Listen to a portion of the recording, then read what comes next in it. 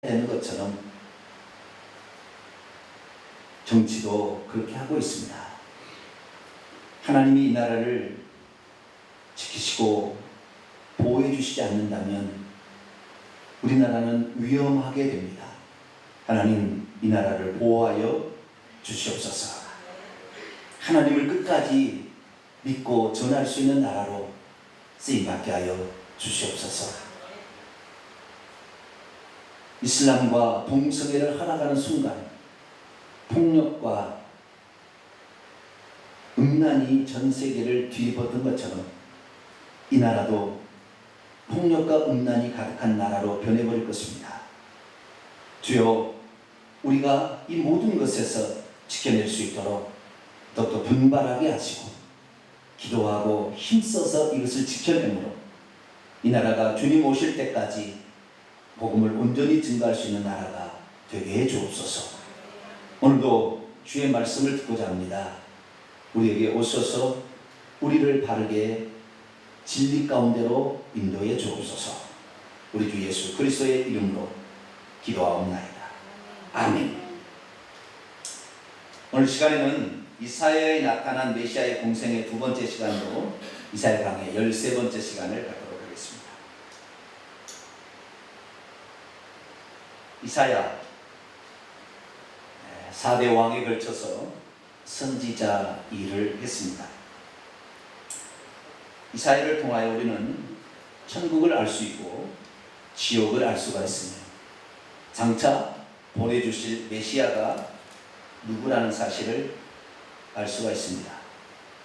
BC 740년에서 680년까지 60년 어간 동안 남유다의 멸망과 그리고 회복에 대해서 예언을 했습니다. 그러면서 중간중간에 장차 완전한 이스라엘, 영적 이스라엘의 회복, 이것이 메시아가 와서 할 것이나 진행할 것이라는 것을 교차적으로 계속 왔다 갔다 하면서 이렇게 진행이 됩니다. 특별히 메시아에 관한 약속 중에서 메시아를 통한 회복은 이사야 40장부터 더 적나라하게 이렇게 나오고 있습니다. 그래서 이사야는 1장부터 39장까지가 이스라엘의 남유다의 심판과 회복에 관한 말씀. 곧 나라가 멸망할 거거든요. 얼마 몇십 년 안 남았어요.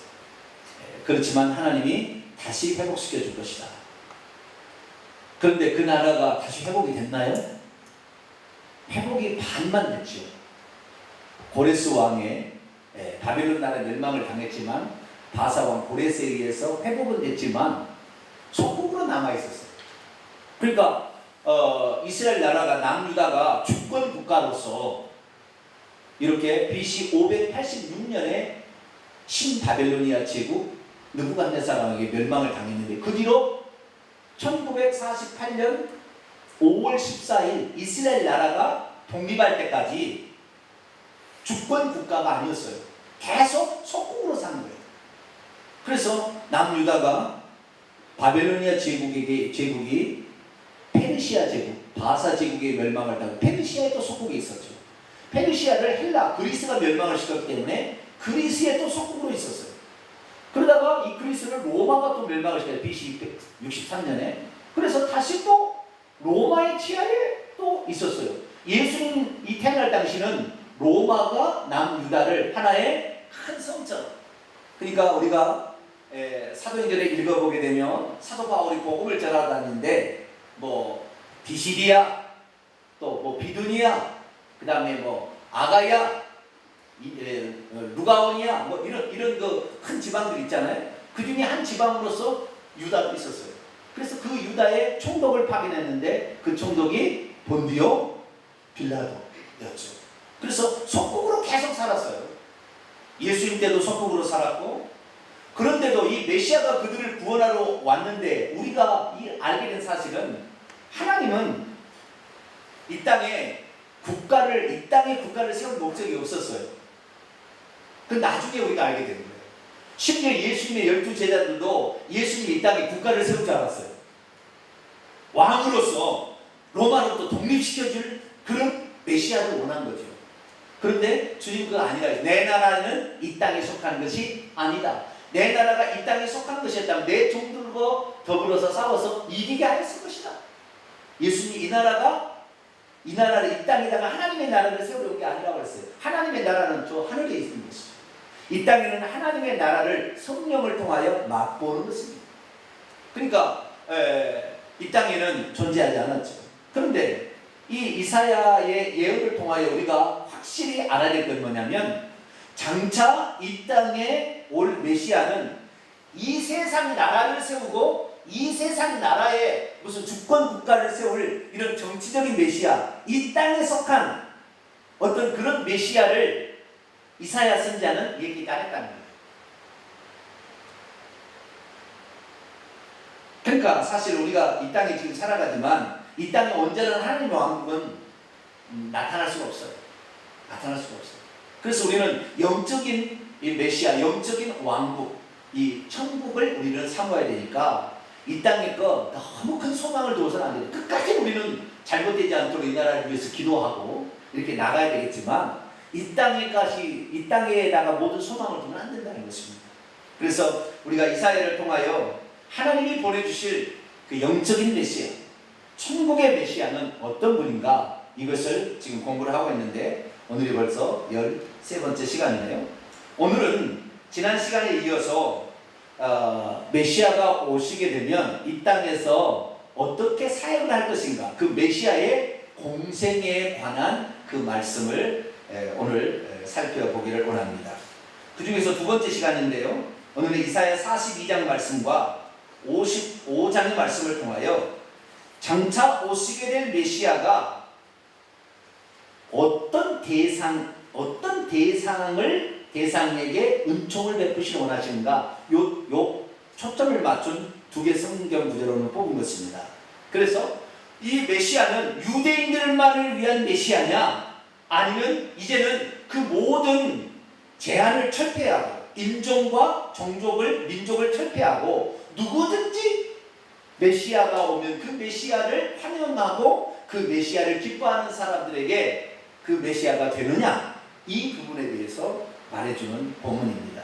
그래서 어쩌면 유대인들이 이사야 42장이나 이사야 55장을 보면 유대인들은 싫어합니다. 이 본문을. 왜?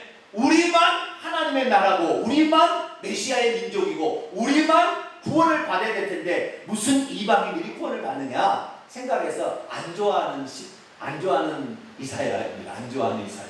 그런데 뭐 안 좋아한다고, 뭐 저희가 안 좋아한다고 그러면 되겠어요? 그렇죠? 하나님 말씀이니까. 그러니까 이 유대인들은요, 자기들이 좋아할 때로만 해석을 하는 거예요. 좋아할 때로만. 그런데 놀라운 사실은 제가 성지순례를 2006년에 다녀왔거든요. 성지순례를. 근데 그 성지순례를 다녀왔는데, 성지순례를 가면 가이드를 잘 만나야 돼요. 가이드. 가짜 가이드는 없겠지만 들은 풍월이 아닌 정말 역사적인 그런 흐름을 잘 알고 있으면 하나의 얘기를 들어도 너무 흥미진진하잖아요. 응? 하나 얘기만 들어도 뭐 한 가지 물건을 갖고 딱 얘기를 시작해도 역사를 딱 알고 있으면 흥미진진합니다. 대단히 거기가 의미가 있고 가치가 있는데, 이거 역사를 같이 여기를 좀 모르는데 지나가면, 야, 자 보십시오. 자 30분 뒤에 오세요. 이것이 뭔지 알겠어. 이것이 뭔지 알겠어. 이것이. 아, 그런가 보다. 그냥 지나가고. 근데 이거 하나만 해도 얘기를 듣고 보면은 가슴이 절절히 스며올 수 있잖아요. 근데 가이드를 저는 참 잘 만난 것 같아요. 그 가이드가 참 설명을 잘 해줬어요. 그 가이드의 설명 가운데 이 키파,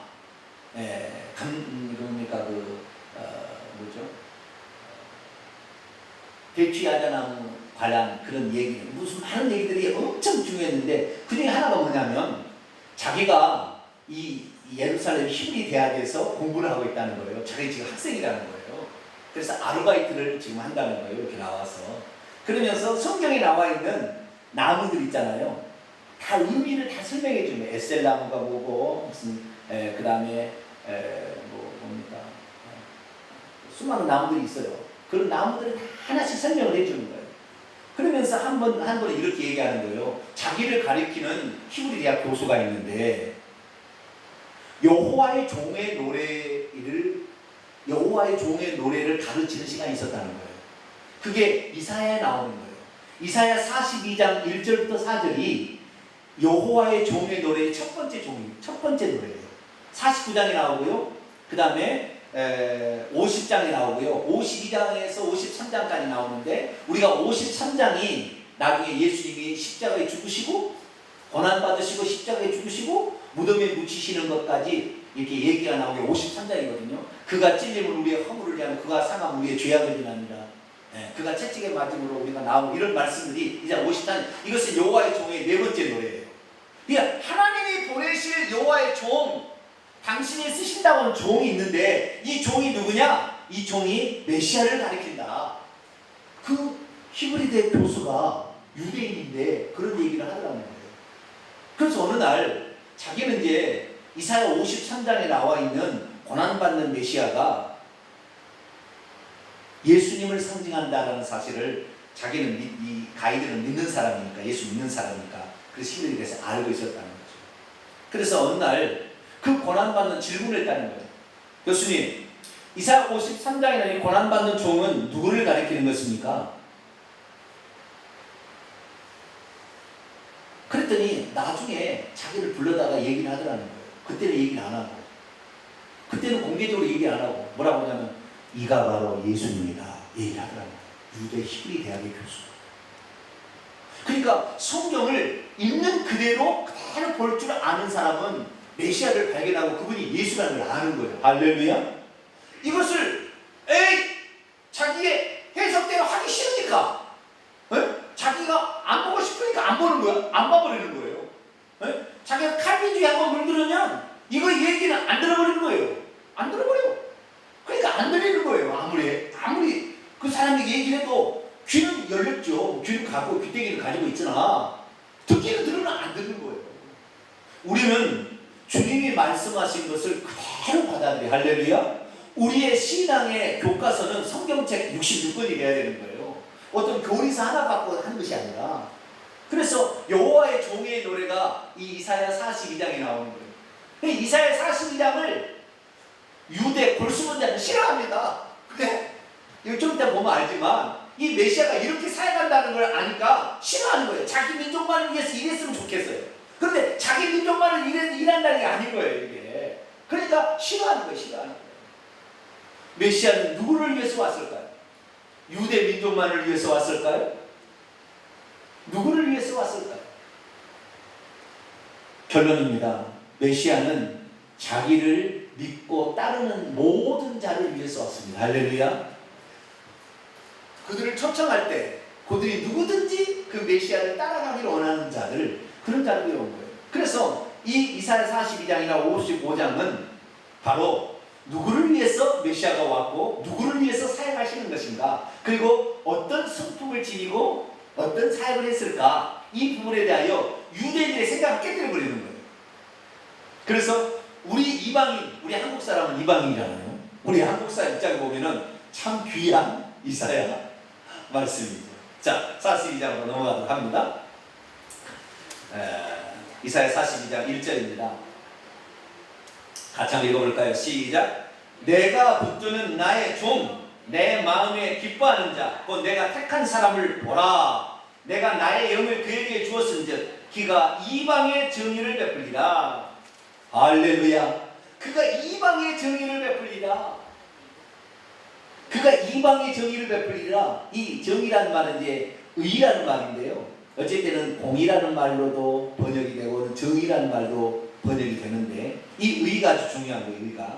의는 두 가지를 의미하는 것입니다. 의라는 것은 두 가지를 항상 포함하고 있어요. 하나는 선을 행한 자에게는 복으로 주시고 악을 행한 자는 심판하신다 그런 말이에요. 그러니까 이 의라는 말은 어떤 행한 대로 어떤 심판한다라는 그런 측면인데 그것을 받는 자의 입장에 따라서 어떤 것은 그 심판이 아니 그 의가 심판으로 다가오기도 하고 어떤 것은 복으로도 다가오는 거예요. 아시겠죠? 네, 그 의라는 것이 우리가 예수 그리스도를 믿게 될 때는 우리의 의가 아닌 예수 그리스도의 의를 힘입 것을 구원을 얻었잖아요. 그런데 그 의가 하나님 편에 봤을 때는 희생입니다. 하나님이 죽는 거니까, 죄를 위해서 죽는 거니까. 그러나 우리는 사는 거잖아요. 똑같은 의가 예수 그리스도에 나타났지만 예수 그리스도는 희생이고 헌신이다만 우리에게는 살림이고 행복이에요. 그러니까 그 의라는 것이 두 개가 좀 동시에 이루어지는 거예요, 항상. 그래서 우리가 하나님 앞에 이 의를 받으려면 하나님이 베푸시는 그 은총 속에 우리가 퍽 들어가 버리면 그 의는 복이 되는 거야. 할렐루야. 근데 하나님이 베푸시는 그 은총을 나는 거부해버린다 그러면 심판으로 작용이 돼버리는 거예요. 그러니까 그가 이방인의 의를 베푼다 이 말은 하나님이 이방인에까지 베푸실 그 은혜를 이방인이 감사하고 기뻐하며 나아가서 그것을 받아들이게 되면 그게 구원으로 작용이 되겠지만, 이방인이랄지라도 쓸데없이 자빠졌네, 우리 민족은 조상 대대로 석가모니를 믿어왔으니까 저런 서양정계는 나가, 고령이들 나가, 그러면 심판으로 작용할 수밖에 없다는 거예요. 그래서 이 이방인은 유대인인 간에 우리는 하나님께서 우리에게 베푸시는 그 의, 그 자비, 그 은총, 그것을 꼭 붙잡게 되길 축원합니다. 이걸 붙잡고 있으면 우리는 복이 되는 거예요. 자, 그러면 내가 붙드는 나의 종, 내 마음에 기뻐하는 자, 내가 택한 사람, 이 사람은 뭐예요? 여호와의 종인 거죠. 여호와가 지금 말하고 있습니다. 그렇죠? 여호와의 종인데 이 여호와의 종에게 어떻게 역사할 건가 봤더니 나의 영을 그에게 보여준대. 그러면 성령을 그 보여준다는 거잖아요. 그럼 누구를 가리키는 거예요? 장차 오실 메시아가 예수 그리스도를 궁극적으로 가리키는 거예요. 그런데 그가 와서 어떤 일을 행한다는 것인데, 그를 내가 택한 나의 종, 그가 가까이 있는 이사야나 에레미야 같은 선지자예요. 왜? 그들에게도 성령을 보여줬잖아요. 나의 영을 보여줬잖아요. 그렇죠? 네. 또한 고레스에게도 보여줬다가 안 보여줬다고 그랬어요? 기억이 안 나시나요? 벌써? 주여. 자, 이사야 43장 44장 28절 44장 28절 읽습니다. 시작. 고레스에 대하여는 이르기를 내 목자라, 그가 나의 모든 기쁨을 성취하리라 하며, 예루살렘에 대하여 이르기를 중건되리라 하며, 성전에 대하여는 내 기초가 놓여지리라 하는 자니라. 45장 1절 여호와께서 그의 기름 부음 받은 자 고레스에게 이같이 말씀하시되, 자, 기름 부음을 받은 자가 누구예요? 고레스예요. 그럼 기름 부음 받은 자라는 말을 히브리어로 뭐라고 한다고요? 메시아, 헬라어로 그리스도. 그러니까 고레스도 뭐예요? 내 종이요, 내 목자고, 내 기름 부음 받은 자, 메시아라는 말. 그러니까 메시아라는 말이 예수 그리스도. 우리가 그래서 요한복음 16장 16절에 당신은 그 그리스도입니다 라고 얘기하거든요. 그게 정관사가 붙었어요. 그냥 단순히 그리스도입니다 그게 아니라 그 그리스도입니다 라고 얘기했을 때 그라는 말은 뭐예요? 구약시대에 예언되었던, 구약시대 약 360여 가지 예언되었던 바로 그 메시아입니다, 그런 뜻이에요. 베드로가 임신한 거예요. 아시겠죠? 그럼 수많은 메시아가 있는 거예요. 기름 부음 받은 자가. 기름 부음 받아서 왕과 선지자와 제사장 사역을 감당하는 사람. 요 고레스도 왕이잖아요. 바사 왕의 첫 번째 왕입니다. 바사 제국에. 그러니까 이 남유다가 BC 586년에 느부갓네살 왕에게 멸망을 받고, 그리고 이 바벨론을 바사가 그 승리해가지고 이겨가지고 멸망을 시키거든요. 그 바사 제국의 첫 번째 왕이 고레스입니다. 고레스. 이 고레스가 이스라엘 민족을 해방시켜주는 거예요. 이제 고국에 돌아가서 성전을 짓고 니네 하나님을 섬기고 살아라 이렇게 했어요. 그러니까 해방을 준 어떤 메시아 역할을 누가 한 거예요? 고레스가 한 거예요. 뿐만 아니라 이 이사야도 기름 부음을 받고 이스라엘 민족을 향하여 그런 선포를 했으니까 일종의 메시아가 되는 거죠. 아시겠죠? 그러니까 이 가까이는 이사야나 예레미야 같은 선지자겠지만 조금 더 멀리 가게 되면 누구예요? 약 200년 뒤에 나타나게 될 고레스 왕도 메시아인 것이고, 나중에 예수 그리스도, 그분이 나중에 이제 한 1500년 지난 다음에 나타날 그 예수 그리스도, 그분도 메시아인데 이분이 예수 그리스도는 완전한 그 메시아인 것이죠. 아시겠죠? 자, 다시 넘어옵니다. 42장. 나의 종 내 마음에 기뻐하는 자 내가 택한 사람을 보라. 내가 나의 영을 그에게 주었은즉 그가 이방에도 정의를 베풀리라.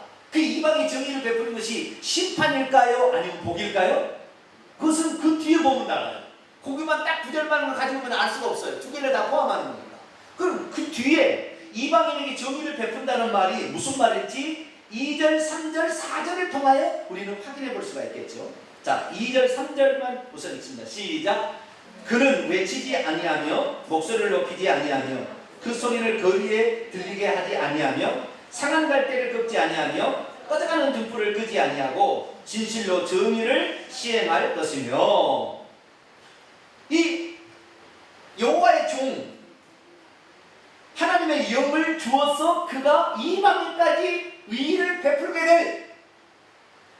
예수님은 의를 자기가 벌은 자기가 심판은 자기가 받고 복을 우리에게 줬잖아요. 그 이방인에게 복을 전해줄. 그러나 예수님이 자기가 심판을 받고 이방인에게 복음을 전해줬어. 이방인이 그것을 거부해버린다면 심판으로 가는 거 아시겠죠? 그분이 어떤 분이냐라고 봤더니 이분이 심판으로, 이방인을 심판으로 온 거냐? 근데 봤더니 2절과 3절을 보니까 심판으로 온 것 같지는 않아. 그렇죠? 뭔가 자비를 베풀러 왔잖아요.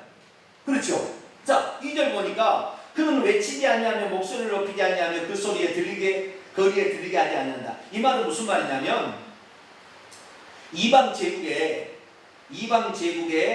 이런 왕들이 전쟁에서 승리하고 가게 되면 엄청 나팔을 막 바바바바 개선 행진을 하면서 막 나팔을 불고 행진을 하는 거죠.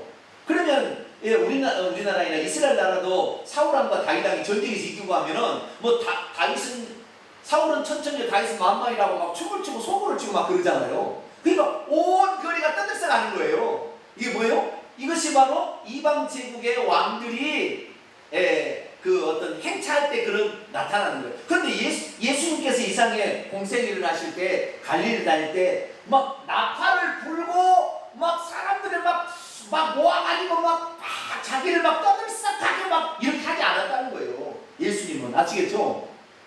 자기를 드러내고자 환장한 사람처럼 살지 않았다는 거예요. 오늘날 그런 사람이 많죠. 응? 자기를 알아주라고. 이렇게. 응? 이 예수님은 그렇게 하지 않았다는 거예요. 그래서 이 큰 소리로 막 지르고 막 물러가라. 옛날에 그랬잖아요. 우리가 대통령 왕이 가면 물러가라 그러면은 왕이 얼굴도 못 쳐다봐. 전부 고개를 숙이고 있어야 돼. 왕이 지나갈 때까지 고개 쳐들었다면 뭐가 이렇게 되는 날아가니까.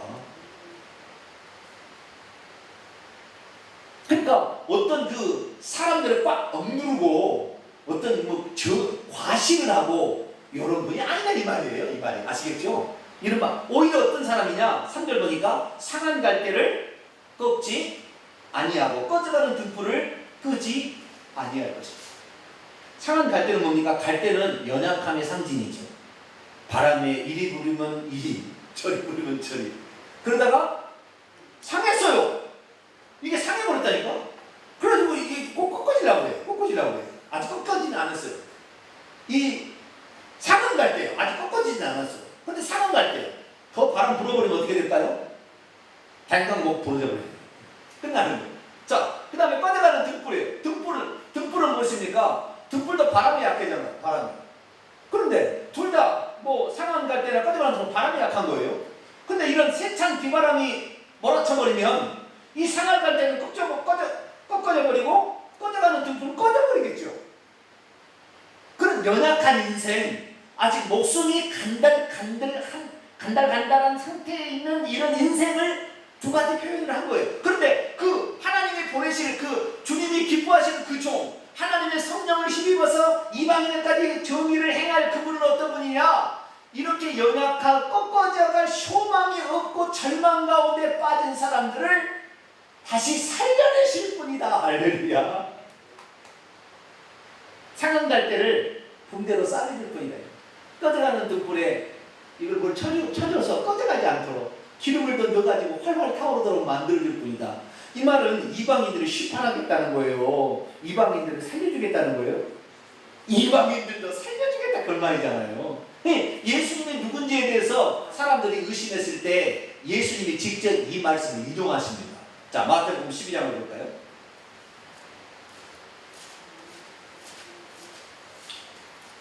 마태복음 12장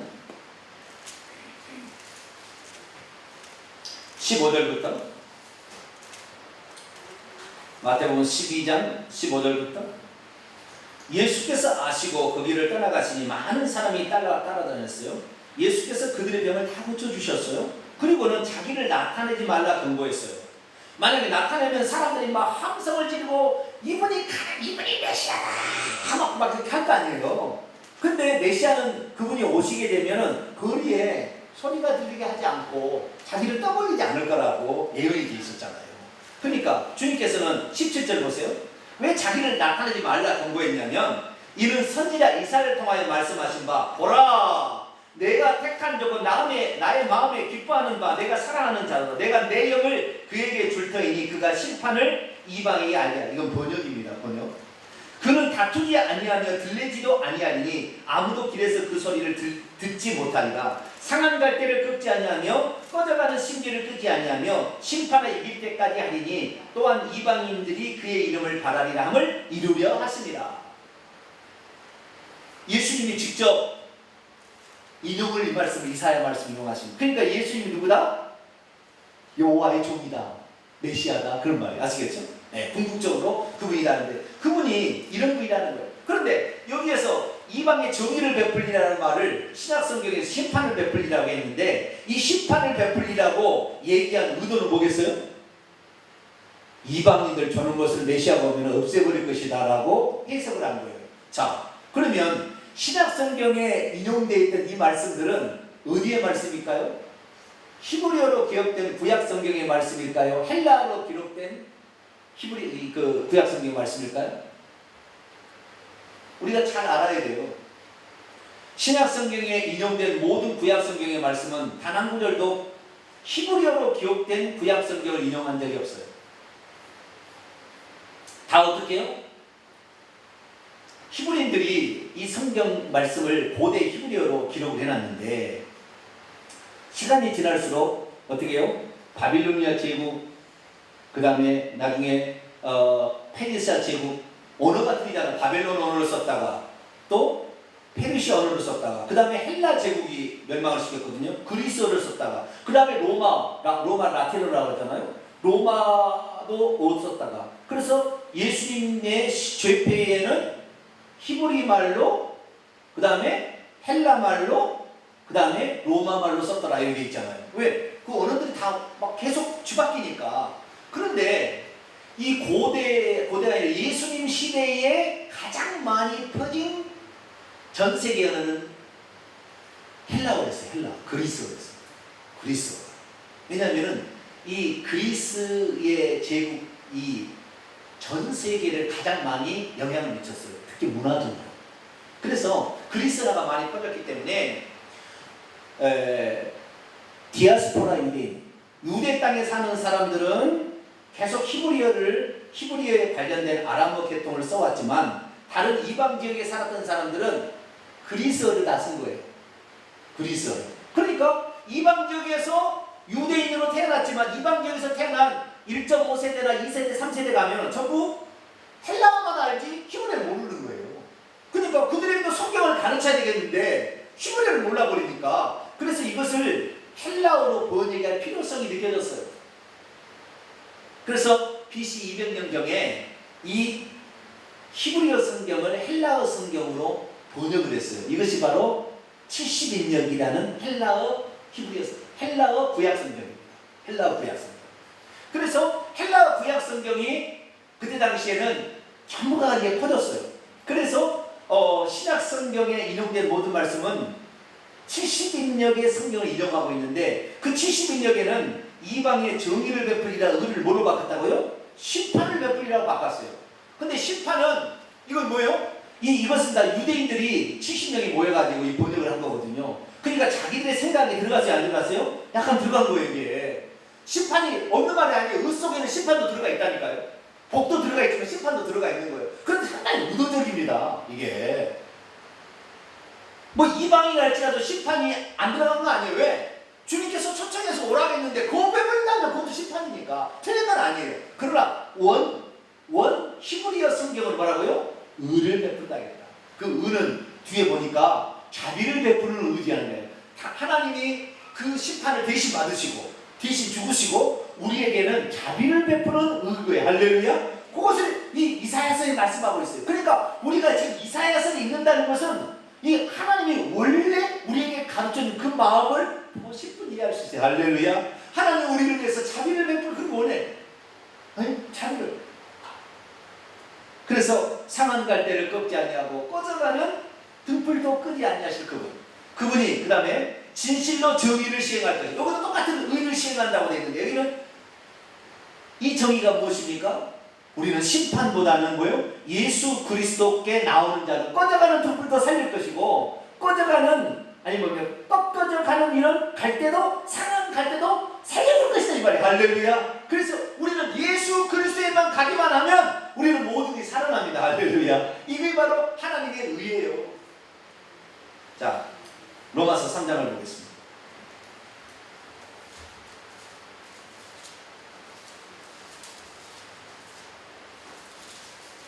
로마서 3장 21절 22절까지.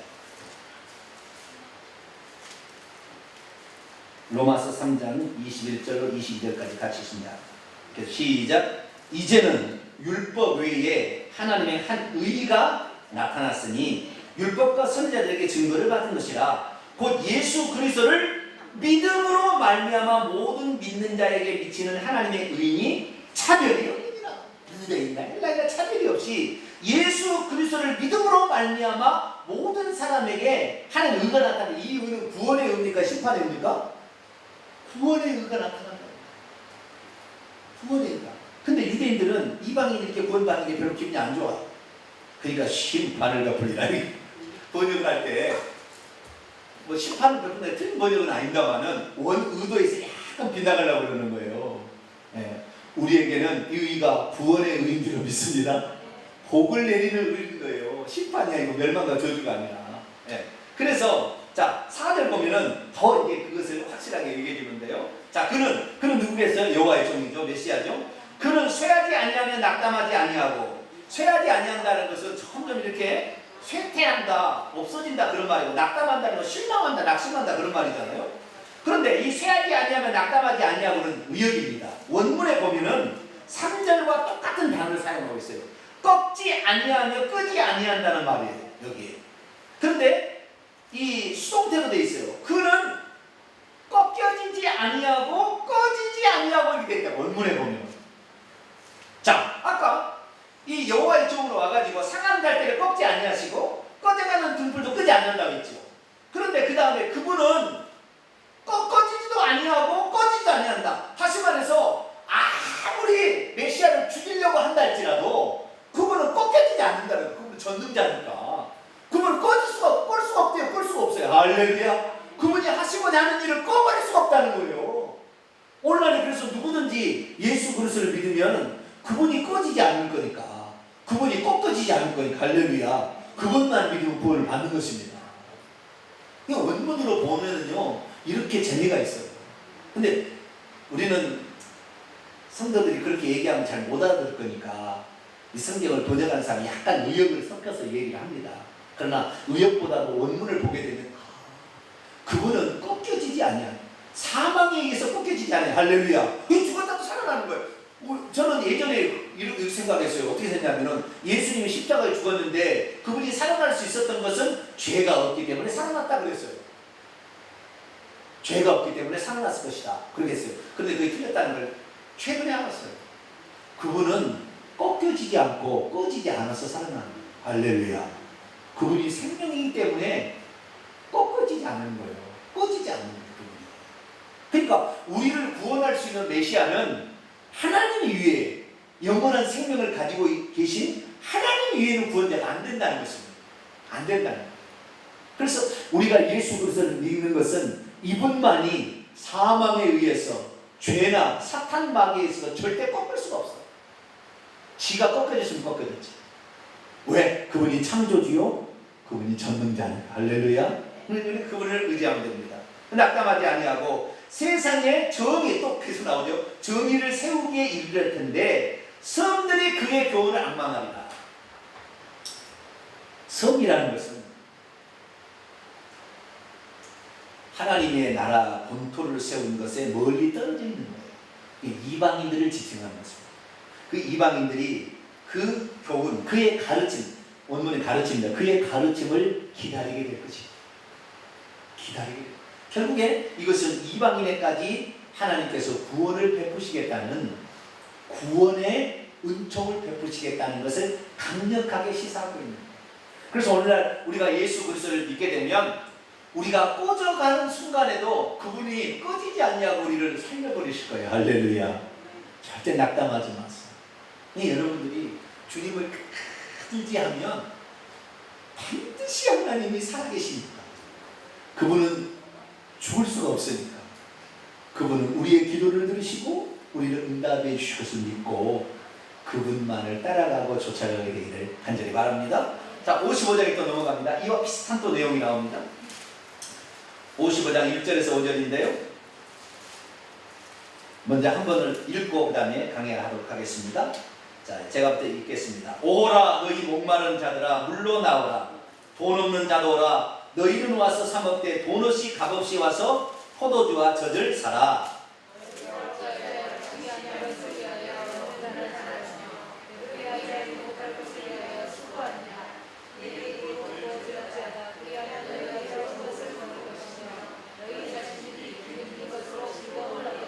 너희는 귀를 기울이고 내게로 나와 들으라. 그리하면 너희 영혼이 살리라. 내가 너희를 위하여 영원한 언약을 맺으리니 곧 다윗에게 허락한 확실한 은혜이니라.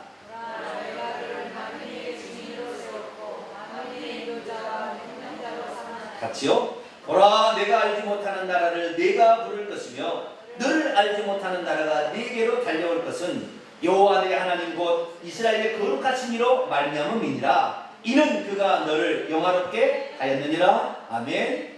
여기 보니까 하나님께서 아까 이사야 42장에는 그가 이방인에게 공의를 베풀리라 라는 말 속에는 심판도 포함되어 있습니다. 그렇죠. 심판도 포함되어 있어요. 그런데 심판보다는 구원의 은총으로 초청하시는 하나님의 은총이 더 강합니다. 그렇죠. 그런데 55장에 읽어보면은 아예 이방인들을 위한 빛으로 그분이 구원자로 생명의 주님으로 온다는 것을 확실히 못을 박아버려요. 그러니까 이사야 55장 같은 경우는 유대인들이 별로 안 좋아해 이런 말씀입니다. 별로 안 좋아해 이런 말씀입니다. 그래서 안 좋아한다고 뭐 그들을 위해 주는 말은 아니니까 모든 인류를 위해 준 말이니까 우리는 이 말씀대로 믿어야 되겠습니다. 자, 55장 1절입니다. 오호라 너희 목마른 자들아 물로 나오라. 돈 없는 자도 오라. 너희는 와서 사 먹되 돈 없이 값없이 와서 포도주와 젖을 사라. 누구에게 나오라고 그랬어요? 누구에게? 목마른 자들아. 대상이 누구예요? 목마른 자들. 그 다음에 돈 없는 자들이죠. 얼마나 감사한지 몰라. 어떤 사람들 주님한테 오라고요? 돈 없는 자도 오라. 여러분 돈이 있어도 없는 척 하세요. 하나님 앞에 나올 때는. 네? 돈이 많이 있으면 여기 안 나온다니까 교회. 돈 주고 사면 되니까. 돈 없어야 주여 이 자식을 어떻게 합니까? 하나님의 손에 주여 이런 자식 내가 가르칠 수 없습니다. 그럴 거 아니에요. 돈 있으면 지가 가르치면 되지. 네, 있어도 없는 척 하시고요. 네? 있으면 갖다 하나님께 더 많이 바치시고 기도를 더 많이 하세요. 네? 그렇게 나가요. 두 종류예요. 네, 쉽게 말해서 가난한 자요, 목마른 자. 우리는 영안에서 가난하고 목마른 자가 되기를 축원합니다. 주님의 말씀에 목마른 자. 그런데 주님은 돈 없어도 된다. 너희가 나를 갈급하기만 하면 된다. 이것이 주님의 말씀. 유대인이어서 너희라고 된 것이 아니라, 그래서 이 예수님께서는 일부러 요한복음 4장에 사마리아인들, 유대인들이 개 취급하는 그들에게 찾아가서 뭐라고 해요? 생수 이야기를 꺼내시는 이 본문에 따라서, 이 본문 때문에. 이방인들을 위해 내가 너희들이 개 취급하는 자들을 내가 살리었다. 이것을 일부러 예수님께서 그 더운 여름날 항상 예수님은 저 갈릴리에서 남유다로 갈 때 사마리아를 지나가야 되는데 이렇게 직선으로 지나가면 안 돼요. 개 취급하는 날인데 접근해서는 안 될 사람들. 그러니까 예수님 어떻게 왔어요? 이 갈릴리에서 요단강이 있는데 이 갈릴리 동편의 요단강 동편길을 따라서 와서 요단강을 건너서 여리고성을 통과해서 예루살렘으로 가는 거예요. 항상. 그래서 항상 노정이 이렇게 돼 있어요. 여리고성을 통과하는 이야기가 맨날 나오는 거예요. 그래서 왜? 요단 사마리아 지역을 안 지나가는. 그런데 요한복음 4장에 일부러 지나가요. 왜 그럴까요? 이 본문 때문에 그래요. 이 본문. 예수님은 누구를 위하여 왔다? 목마른 자들, 사람이 무시하고 천시하는 그런 가난하고 소외된 자들을 위해서 왔다. 이것을 표현해 주려고 합니다. 그래서 그 여인이 물길로 왔을 때 내가 주는 물에 대해서 얘기를 하는 거예요. 자, 요한복음 4장 한 구절만 읽어볼까요? 예수님의 모든 행위는 메시아에 관한 예언을 이루기 위해서 사는 거예요. 아시겠죠? 우리 마음대로 살잖아요, 지금. 우리는 뭐 우리에 관한 예언이 뭐 없으니까 우리는 우리의 뜻대로 놀러 가고 싶으면 놀러 가지만 예수님 놀러 가고 싶다고 놀러 갈 수 있었어요? 안 된다니까. 메시아에 관한 그런 예언이 있어야 된다니까. 그래야 그대로 걸어가셨다니까 예수님. 자, 14절 요한복음 4장 14절 있습니다. 시작. 내가 주는 물을 마시는 자는 영원히 목마르지 아니하리니 내가 주는 물은 그 속에서 영생하도록 솟아나는 샘물이 되리라. 이 여인은 갈급한 여인이었어요. 뭐에 대해서? 메시아에 관한. 이 여인은 창녀가 아니었어요. 이것은 제가 과거에 어떤 설교했던 걸 참조하시고요. 너무나 많이 얘기했으니까 창녀가 아니에요. 많은 남편을 뒀으나 죽어서 불우한 여인이야. 아주 불행한 여인. 그렇기 때문에 그의 인생을 이 어떤 사망의 고통을 앓은 그 여인에게 생명의 물이 필요한 사람이었어요. 그 주님 일부러 찾아가고 이사야 55장에 나와 있는 그 메시아가 이런 자들을 위해서 오셨다라는 것을 일부러 표현했습니다. 그 여자가 25절을 봐보세요. 요한복음 4장 25절. 여자가 이르되 메시아 곧 그리스도라 하는 이가 오실 줄을 내가 아노니 그가 오시면 모든 것을 우리에게 알려주시니 그 여자는 메시아를 아주 선호하는 갈급한 여인이었어요. 그렇지 창녀의 것이 아니었어요. 이것은 로마 카톨릭의 어떤 신부가 한 번 그렇게 해석을 했어요. 그것이 팔려버려가지고 잘못 나간 거예요. 증거는 많이 있으니까 다음에 저희는 또 한 번 하겠고요. 어쨌든 목마른 자, 다시 55장. 너희 목마른 자들아 다 물러나오라. 자, 물은 생존과 관련된 겁니다. 목마른 자에게. 그렇죠? 네? 물은 뭘과 관련됐다고요? 생존. 그런데 돈 없는 자가 물은 돈 없이 먹을 수가 있잖아요. 퍼먹으면 되니까. 그런데 포도주와 젖은 돈 없이 먹을 수 있어요? 돈 주고 사 먹는 거잖아요. 이것은. 자기가 만들지 않았다면. 그런데 이 모든 것들을 주님께서는 돈 없어도 와서 가난해도 상관없다. 내가 다 지불할 테니까. 너희들은 먹으라 이렇게 하는 거예요. 그래서 물은 생존에 관련된 거지만 포도주는 생존에 관련된 것이 아니에요. 포도주는 두 가지예요. 하나는 사람이 아플 때 쓰는 겁니다. 어떤 사람이 강도를 만나가지고 거반 죽게 되었는데 사가람이 지나가다가 뭐요? 포도주로 그걸 발라주잖아요. 그리고 주막에 데려다가 두 대 다니면서 보살펴 주라. 포도주로 발라줘. 기름과 포도주로 싸매줬다고 돼 있어요.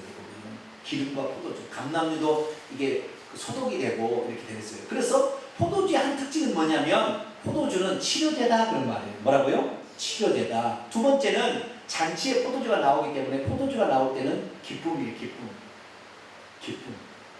그래서 우리 주님은 우리의 생명을 살리는 생존에 관련된 자일 뿐만 아니라 우리에게 영원한 기쁨을 주시는 그런 분이다라는 말이에요. 이 포도주를 준다는 말이에요. 젖은 말은 뭐냐면 양식입니다. 우유. 아시겠죠? 우유는 뭐 때문에 드는 양식이에요. 양식. 이거 먹어야 양식이 되는 거 아시겠죠? 그래서 우리가 이 젖을 먹는다는 것은 우리의 몸이 튼튼해지고 건강해지는 거예요. 그럼 물과 포도주와 젖은, 물은 생존에 필요한 거지만 포도주는 치료제로서 또는 우리의 인생에 큰 기쁨을 주는 것으로, 젖은 우리의 힘을 주는, 튼튼하게 해주는, 풍성하게 해주는, 젖과 뿌리는 땅이니까 넉넉하고 풍족하다는 거잖아요. 그래서 예수 그리스도 앞에 나오면 우리의 영적인 문제인데요. 그것은 육적인 문제만 얘기하는 게 아니에요. 육적인 문제는 맛배기고, 진짜의 문제, 우리의 영혼이 생명을 얻고 그 영혼이 치료가 일어나고 영혼이 하늘의 기쁨을 맛보고 그 영혼이 하나님의 생명의 양식으로 풍성해진다 이 말이야. 할렐루야. 근데 이것은 뭐요? 어떤 자가 온다? 그것을 갈급한 자, 없어도 그것을 얻기를 원하는 자, 그런 자에게 준다. 유대인에게 준다? 좀 이따 보면 이방인에게 다 이걸 준다고 얘기를 해요. 젖을 사라. 그래서요, 우리 주님께서도 요한계시록에 사도 요한에게 나타나가지고 다 이렇게 얘기를 해줘요. 그 다음에 마지막에 한 얘기가 이 얘기를 딱 합니다. 자, 요한계시록 22장을 볼까요?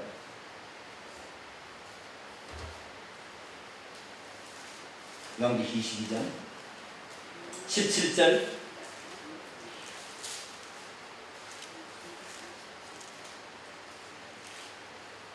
지금 이 메시아의 이사야 55장이 어떻게 신약에 성취되고 있는가, 예수님과 말미암아 그걸 살펴보고 있습니다. 17절입니다. 시작. 성령과 신부가 말씀하시기를 오라 하시는도다. 듣는 자도 오라 할 것이요, 목마른 자도 오라 할 것이요, 또 원하는 자는 값없이 생명수를 받으라 하시라. 할렐루야. 유대인들에게만 준다고요, 이것을? 네? 이 신종 유대인들이 칼빈주의입니다. 지네들이 만드는 예정된 자들만 준대요. 누가 그래요? 칼빈주의는 하나님이 예정한 사람, 구원하기로 예정한 사람, 교리를 만들어내고 그 사람만 준다는 거예요. 예정한 사람만 준다고 했어요. 누구든지 오라고 그랬어요? 누구든지 목마른 자 다 내게로 오라. 그래 예수님께서 나중에 초막절 때, 이 초막절 때 한 의식이 뭐냐면 실로암 몰가에 물을 퍼다가 이 그 성전에 붓는 행사를 합니다. 그 실로암 물가에. 그래서 실로암이 그 의미가 아주 깊은 의미가 있어요. 그건 과거에 제가 초막절 설교를 했던 몇 년 전에 한 3, 4년, 5년 전 설교에 다 나와 있어요. 그 초막절 행사 때 물을 퍼다가 그것을 주므로 이 초막절 때 막 나뭇가지로 초막을 만드는데 그 초막에 버드나무가 있어요. 근데 그 물을 갖다가 부음으로 말라 비틀어진 이 버드나무를 살린다는 의미가 초막절에 나와요. 엄청난 깊은 의미가 있어요, 초막절에. 그런데 그 실로암 목가에서 사람들이 물을 퍼가는 그 모습을 보고 주님 뭐라 했냐? 자, 요한복음 7장.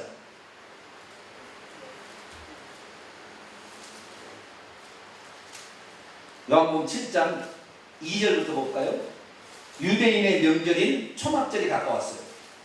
네, 그래서 그때 일어난 사건인데 37절입니다. 자, 요한복음 7장 37절. 이 초막절 끝날이에요. 37절, 38, 39절까지. 시작. 명절 끝날고 큰 날에 예수께서 서서 외쳐 이르시되 누구든지 목마르거든 내게로 와서 마시라. 누구든지예요? 택한 자만 오라고 그랬어요? 유대인만 오라고 그랬어요? 돈 있는 사람만 오라고 그랬어요? 1억 갖고 와서 예수 믿으시오. 어떤 사람이 과거에 그랬대요.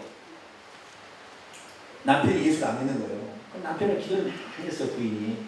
어느 날 남편이 예수 믿기로 결정했어요. 그러니까 교회를 딱 나왔네요. 옛날 이야기니까. 그리고 목사님하고 이제 만났어요. 그랬더니 그 남편이 그러더라는 거예요. 목사님, 예.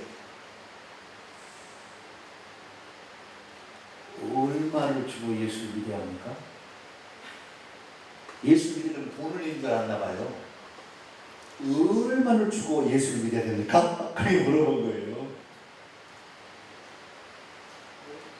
그랬더니 주님은 값없이 돈 없이 와서 예수 믿으라고 했습니다. 그래요? 진짜요? 돈 내고 믿는 줄 알고 어떤 사람이 있었다는 거예요. 과거에. 우리는 돈 없어도 값없이 와서 할렐루야. 어? 나 믿노라, 나 믿노라. 어? 돈 없어도 값없이 와서 오라. 찬송가에 그런 말 있잖아요. 주님께서는 누구든지 이거 하다가 중간에 끝났네. 다시 7장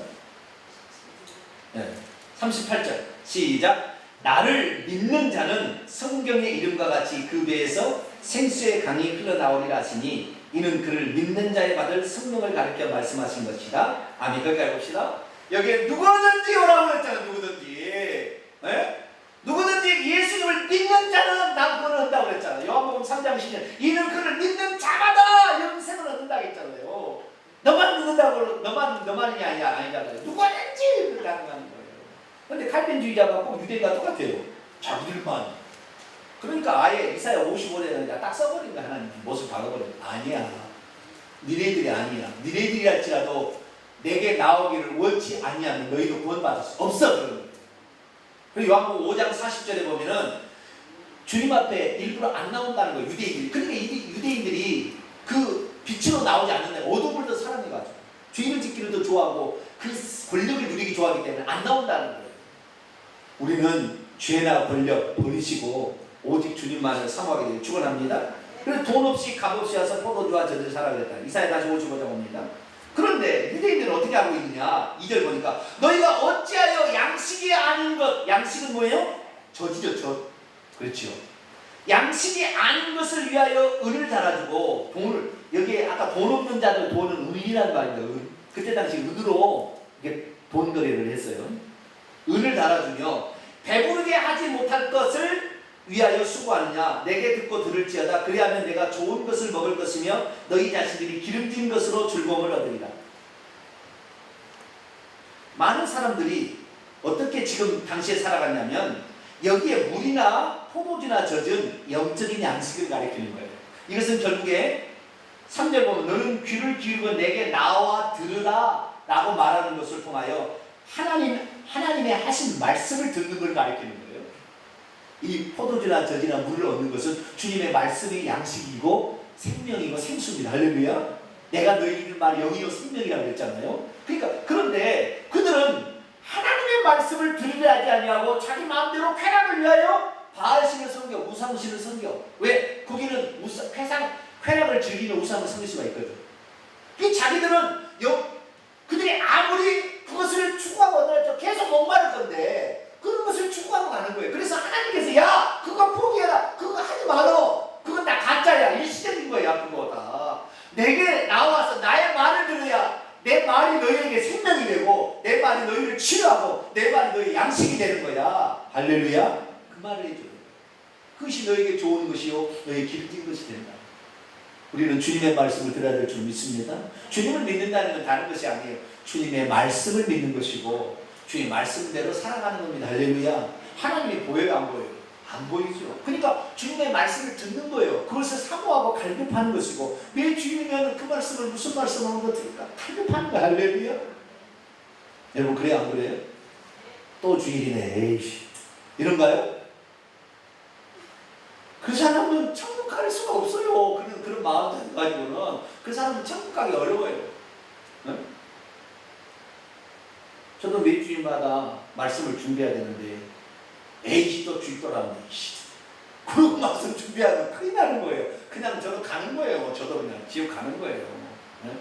매주마다 우리 성도들이 이 말씀을 바랄까 생각하며 말씀 준비하는 거죠. 매주가 항상 새로운 출발이 되는 거죠. 한 주간을 또 살아가는데 이렇게 살아요. 지난 주일도 우리가 하나님은 우리가 형편처리가 안 좋다고 우리를 위하여 일한 것도 아니고 하나님 약속이 있다 일한 것도 아니고 우리가 부르짖어 찾을 때 일한다. 할렐루야. 이거 하나만 알아도 이거 엄청난 거예요. 이 글을 페이스북에 올렸더니 얼마나 많은 사람이 가져간지 몰라요. 정말 귀한 말씀 한 마디 한 마디. 우리는 그 말씀을 상하게 되길 축원합니다. 3절입니다. 너는 귀를 기울이고 내게 나와서 들으라. 결국에 물을 마시라, 포도주를 사라, 젖을 사라 이런 건 다 뭐예요? 말씀을 듣는 걸 가르치는 거예요. 말씀을. 하나님 말씀이 우리를 살리는 거예요. 여러분 그러니까요 말씀이 이것이 나에게 영혼을 치료제도 안 되고 나의 영혼을 살리는 것도 안 되고 나의 영혼의 자양분을 공급하는 게 안 되는 말씀을 100번 들었을 때 없는 것입니다. 그것이 때문입니다. 말씀을 들을 때 영적인 세계가 깨달아져. 그 영적인 그 풍성함 때문에 기뻐서 막 뛰놀 만큼 다윗이 막 춤을 추며 기뻐하는, 하나님의 말씀이 드는 그 법궤를 가져올 때 그렇게 기뻐하는 거죠. 우리가 하나님 말씀을 들을 때 그렇게 기뻐하는 거예요. 그러면 너희의 뭐요? 영혼이 생명을 얻는다. 내가 너희를 위하여 영원한 언약을 맺을 텐데, 곧 다윗에게 허락한 확실한 은혜다. 다윗에게 뭐라고요? 메시아가 오게 되면, 메시아가 오게 된다라는 거. 그 확실한 언약인데요. 그 언약이 누구를 대상으로 하고 있느냐? 4절 5절 보세요. 보라, 내가 그를, 메시아를 만민에게 증인으로 세울 것이고 만민의 인도자와 명령자로 삼을 것이다.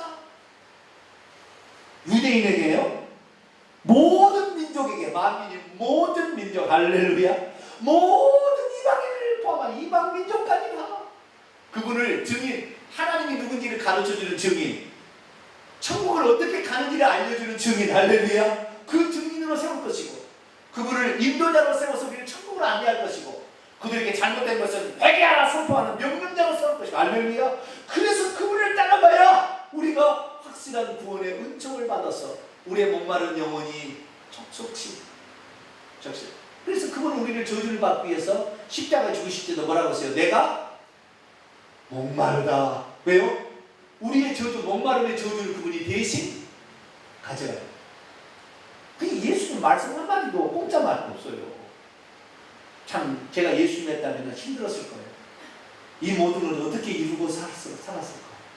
저희를 향하여는 예언이 없기 때문에 그냥 함부로 살아도 아무도 뭐 좀만 갖도, 물론 잘 열심히 주에 충성하면 복은 있겠지만, 근데 예수님은 걸어가는 발자국 하나하나, 그분이 내뱉던 말씀 하나하나가 구약 성경에 나와 있는 메시아에 관한 예언을 이루려고 하셨어요. 그래서 우리는 예수님을 메시아로 믿는 겁니다. 할렐루야. 내가 메시아다 믿으라. 이만희가 내가 메시아다, 내가 보혜사다, 내가 다시 오신 메시아다, 보혜사다, 강건다, 그런 생각이 아니라고요. 그거 다 썩어 빠진 것이고 잘못된 거예요. 우리는 구약 성경에 기록된 그 길을 그대로 가신 주 예수 그리스도, 할렐루야, 그분만을 믿게 되는 것입니다. 5절, 보라, 내가 알지 못하는 나라, 이방 나라겠지요. 유대인들을, 너희들은 알지 못하는 나라를 너희들이 나중에 부르게 될 것이다. 왜? 너희들이 거부함으로 예수님도 이 땅에 나는 이스라엘 집에 잃어버린 양에게로 왔는데 거부하니까 예수님께서 수로보니의 여인이나 백부장 같은 이만한 믿음을 유대인에게서 찾아본 일이 없다. 그래서 이제는 내가 우리에 들지 않은 다른 양들을 내 우리 안에 있게 해서 복을 받게 할 것이다. 할렐루야. 예수님 그렇게 선언하신 거예요. 내가 알지 못하는 나라가 내게로 달려올 것은 여호와 내 하나님 곧 이스라엘의 거룩하신 이가 그것을 허용하게 될 것이다. 그래서 왜냐하면 그가, 메시아가 너를 영화롭게, 그러니까요, 우리가 정말 여기서 주의해야 될 게 뭐냐면, 예수님께서 마태복음 22장이나 누가복음 14장에 혼인잔치의 비유를 할 때 청하였던 자들이 오라고 했는데 안 온 거잖아요.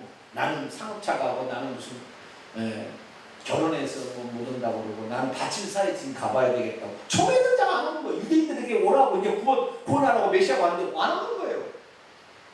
그러니까 종이 잔치는 준비됐는데 온자가 합당치 않아서 없으면 어떡합니까? 가서 저는 자들, 몸 불편한 자들 국내 가가지고, 그 다음에 다리 저는 자들, 가난한 자들, 눈먼 자들 이런 들 데려와라 했어요. 그래서 가난하고 소외된 자마다 그래도 자리가 부족합니다. 성 밖으로 가가지고 가는 자마다 선한 자나 악한 자를 다 만나니까 데려와, 이방인에 데려가요. 그래가지고 가득 찼어요. 그 혼인잔치가. 예수님은 이제 예수님 오신 뒤로부터요, 유대인의 특권은 폐지됐습니다. 다시 성전 안 세워요. 지금도 이 정신 제대로 안 바뀐 사람들은 예루살렘의 성전이 다시 세워져서 어린 양이 다시 어린 양을 잡는다고 하는데, 이미 예수님이 돌아가셨는데 왜 어린 양을, 왜 또 이 어린 양을 잡아요? 불가능한 것입니다. 하나님 허용하지 않으세요. 역행하지 않으세요. 그게 다 세대주의예요. 속는 것입니다. 완전 천연한 거 없어요. 그런데 속는 것입니다. 우리는 영적인 세계를 완성하러, 천국을 완성하러 오신, 영적인 세계로 오신 메시아라는 걸 아셔야 돼요. 만약 육적인 세계로 한다면 예수님이 로마로부터 독립을 시켜줬겠죠. 아니, 내 나라는 이 땅에 속한 것이 아니라고 했어요. 그러니까 우리는 이 땅에 사는 거예요. 발붙여 삽니다. 예수 요한복음 17장에 제자들을 위해 기도하는데 이 땅에 있으나 이 땅에 속하지 않는 자가 되겠다가 기도하는 거예요. 우리는 이 땅에 살아갑니다. 육신 때문에. 그러나 우리는 하늘에 우리의 고향이 있다는 생각을 가지시고 오늘도 누구든지 불러주시고 목마른 자, 돈 없어요 하고 얼마든지 주시겠다는 그분만을 믿고 따라가고 끝까지 따라오고 어쩔 때는 죽인다 해도 우리는 그분만을 따라갈 수 없고 꼭 그분의 나라에서 영생 복락을 누리게 될 저와 여러분 되시기를 간절히 바랍니다. 기도하겠습니다. 거룩하신 하나님, 우리에게 성경을 남겨주셔서 진심으로 감사를 드립니다. 예수님 오셔서 천재는 없어지겠으나 이 말씀은 한 글자도 없어지지